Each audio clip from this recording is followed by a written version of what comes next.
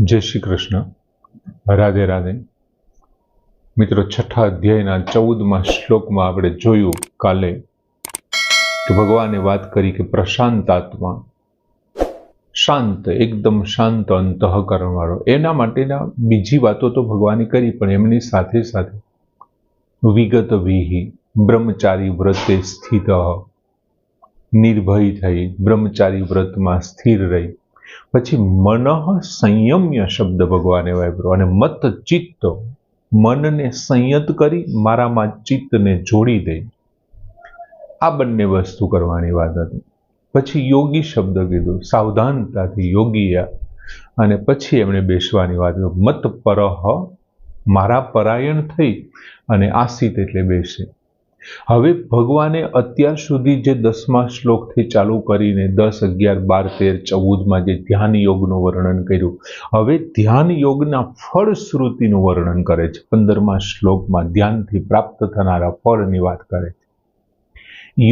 ભગવાન કહે છે 15મા શ્લોકમાં કે યુજ્જન એવં સદા આત્મનમ યોગી નિયત માનસઃ શાંતિમ નિર્વાણ પરમામ મત સંસ્થામ અધિગચ્છતિ.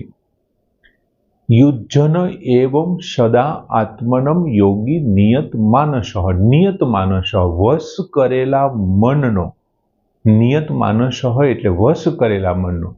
એમની પહેલાનો શબ્દ યોગી, યોગી એટલે યોગી. પછી આત્મનમ, આત્મનમ એટલે મનને. પહેલો શબ્દ છે યુજ્જન એવં સદા, એમાં એવમ એટલે આ રીતે, સદા એટલે કાયમ, નિરંતર, એક ધારો, હંમેશા, નિરંતર. યુજ્જન એટલે પરમાત્મામાં જોડી.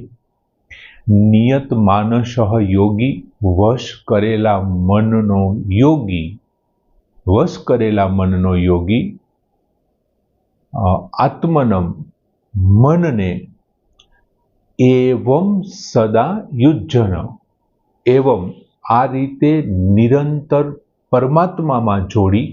પછી શું કહે છે ભગવાન? બીજી લીટીમાં છેલ્લા શબ્દમાં ભગવાન કહે છે મત સંસ્થામ, મારામાં રહેલી, મારી અંદર રહેલી, મત સંસ્થા, મારામાં રહેલી, નિર્વાણ પરમામ, નિર્વાણ પરમા, શાંતિમ એટલે શાંતિને, અધિગચ્છતિ એટલે મેળવે છે, પ્રાપ્ત કરે છે.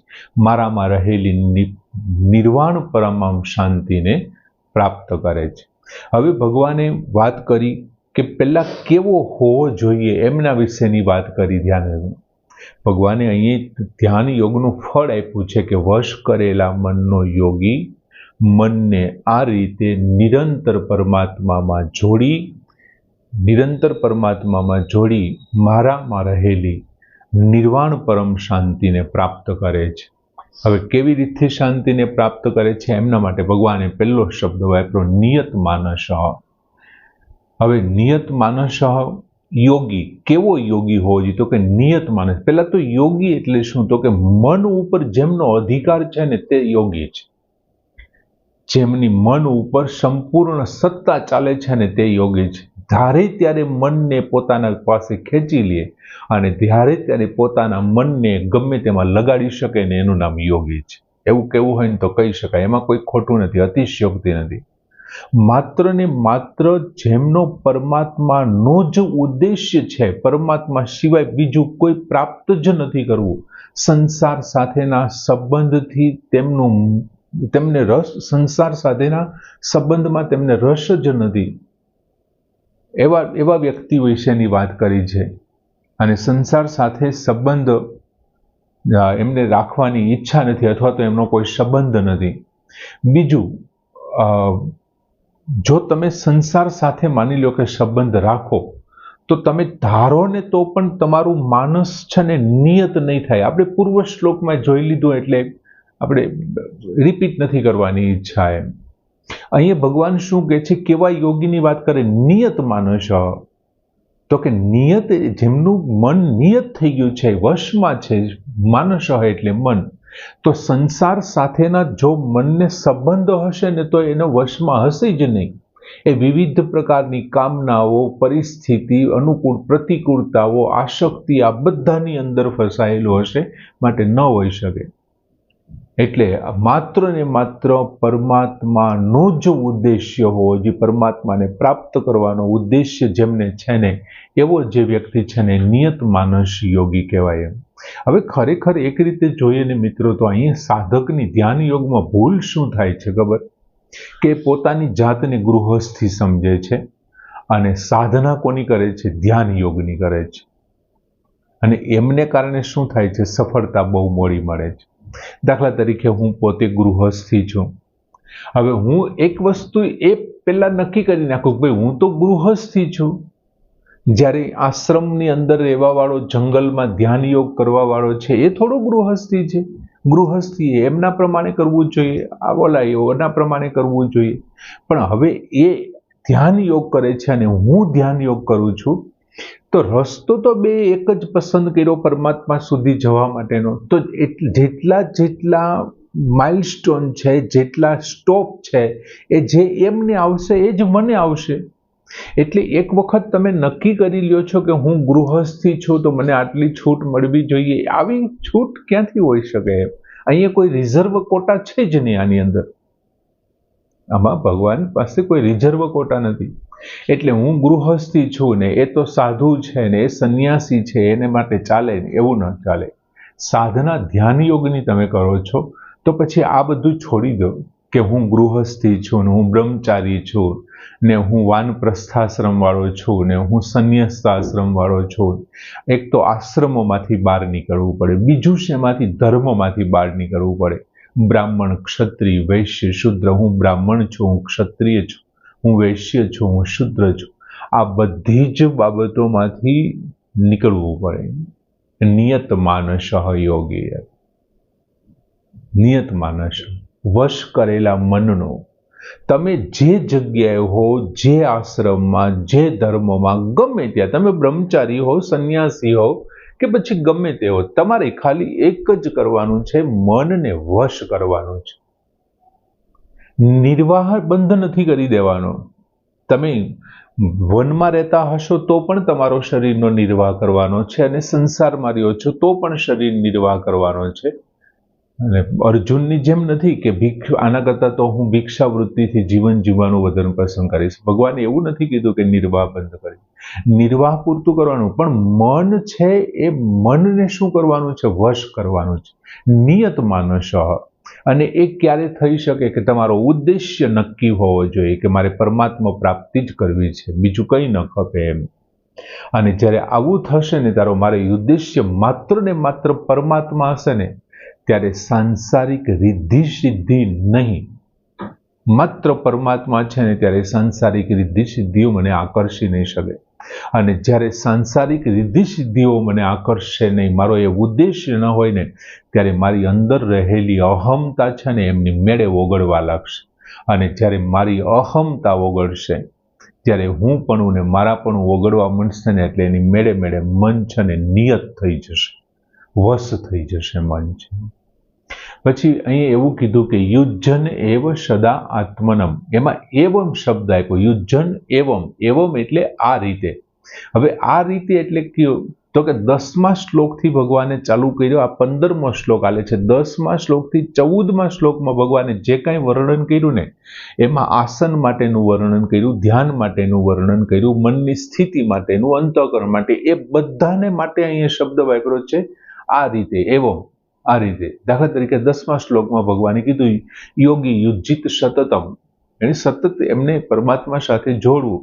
14મા શ્લોકમાં પણ હમણાં આગળના શ્લોકમાં કીધું કે યુક્ત આશિત મત પર મારા પરાયણ થઈને. આ બધું જ કેવી રીતથી આસન બનાવવું, કેમ બેસવું, શું કરવું, દ્રષ્ટિ કેમ રાખવી, જેટલી ભગવાને 10માંથી ચાલુ કરીને 14મા શ્લોકમાં યુક્ત આશિત મત પર સુધીનું બધા માટે ભગવાને શબ્દ વાપર્યો છે એવમ, આ રીતે. આ રીતે તું કરી શકે એમ, એવો શબ્દ વાપર્યો છે. બીજું ધ્યાનનું કે મનને જોડવાનું વર્ણન, આ બધું જે કંઈ આપણે શીખી ગયા ને એ અહીં એવ તરીકે સમાવી લેવાનું છે. હવે પછી એક શબ્દ ભગવાને મૂક્યો છે ત્યાં સદા. સદા એટલે પ્રતિદિન, દરરોજ, હંમેશા. તું એક દિવસ માટે યોગ ધ્યાન કરે, 10 દિવસ માટે પાછો ન કરે, ફરી પાછા 11મા દિવસે ધ્યાન કરવા આવે, અથવા અલ્ટરનેટ એક દિવસ આવે ને એક દિવસ. મારો એક મિત્ર છે એ કે હું દર શનિવારે જાઉં છું સાંજના સમયે, કોઈ એમ કે અમારે રવિવારે રજા હોય ત્યારે જાઉં છું. એ કેવી રીતથી એમાં થઈ છે? ભગવાને વાત કરી સદા એટલે નિરંતર, નિરંતર કાયમને માટે સતત કરવાનું છે. તો એમનો જો સતત અભ્યાસ થશે ને તો એ ધ્યાન લાગશે એમ. હવે બીજો અર્થ એમનો શું થાય? તો કે બીજો અર્થ થાય કે તું જ્યારે ધ્યાનમાં બેસે ત્યારે એકાંતમાં પણ, અને જ્યારે તું ધ્યાનમાં ન હોય ત્યારે વ્યવહારમાં પણ તારે નિરંતર ચાલુ રાખવાનું છે. નિરંતર ભગવાનનું ચિંતન ચાલુ રાખવાનું અને ધ્યાન બાબતનો વિચાર ચાલુ રાખવાનો. જો આવું થશે તો શું થશે? એટલે ભગવાને કીધું કે મત સંસ્થામાં, મત સંસ્થા, બીજી લીટીમાં શાંતિ નિર્વાણમ પરમામ મત સંસ્થામ અધિગચ્છતિ. હવે ભગવાનમાં જે વાસ્તવિક સ્થિતિ છે, પરમાત્માની જે વાસ્તવિક સ્થિતિ, આપણે ઇન્દ્રિયો છે, મન, બુદ્ધિ, અહંકાર ને આ બધું જે કાંઈ છે, પછી શરીર છે, પ્રકૃતિ છે, પુરુષ છે, અને એમનાથી પણ કોઈ અલગ જે છે ને તે પરમાત્મા છે. અને એમની વાસ્તવિક જે સ્થિતિ છે ને, જેને પ્રાપ્ત કરવાથી બીજું કંઈ પ્રાપ્ત કરવાનું બાકી નથી રહી જતું. આ એકને મેળવી લ્યો ને તો બધું જ આવી જાય છે. એકને પ્રાપ્ત, એકને જાણી લેવાથી બધું જાણ્યા બરોબર થઈ જાય છે. એ શું છે? એ ભગવાનની અંદર રહેલી એની વાસ્તવિક સ્થિતિ છે. અને એને ભગવાને એનું શું નામ આપ્યું? શાંતિ નિર્વાણમ પરમામ. એ નિર્વાણ પરમ શાંતિ એનું નામ છે. અને પહેલા કેવી રીતે પ્રાપ્ત થાય છે? તો કે સૌથી પહેલા શું થાય? પહેલા છે ને નિર્વિકલ્પ સ્થિતિ થઈ જાય. તમારા મનની અંદર રહેલા વિવિધ પ્રકારના સંકલ્પો અને વિકલ્પો બધું જ મટી જાય ને નિર્વિકલ્પ સ્થિતિ જ્યારે થઈ જાય, અને પછી જ્યારે નિર્વિકલ્પ બોધ થાય ને ત્યારે આ શાંતિ પ્રાપ્ત થાય છે. મિત્રો, શાંતિ બે પ્રકારની હોય છે. એક શાંતિ અને બીજું આ પરમ શાંતિ. શાંતિના જે બે પ્રકાર, એક શાંતિ અને બીજું પરમ. શાંતિ એટલે શું? તો કે સંસારના ત્યાગથી તમને જે પ્રાપ્ત થાય છે ને એ શાંતિ છે.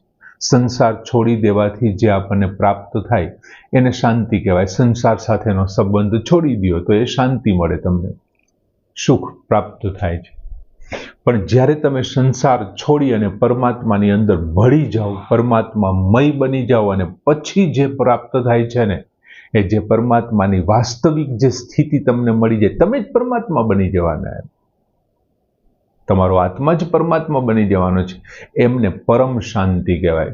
બ્રાહ્મી સ્થિતિ, બીજા અધ્યાયના 72મા શ્લોકમાં કીધું હતું, બ્રાહ્મી સ્થિતિમાં અધિગચ્છતિ.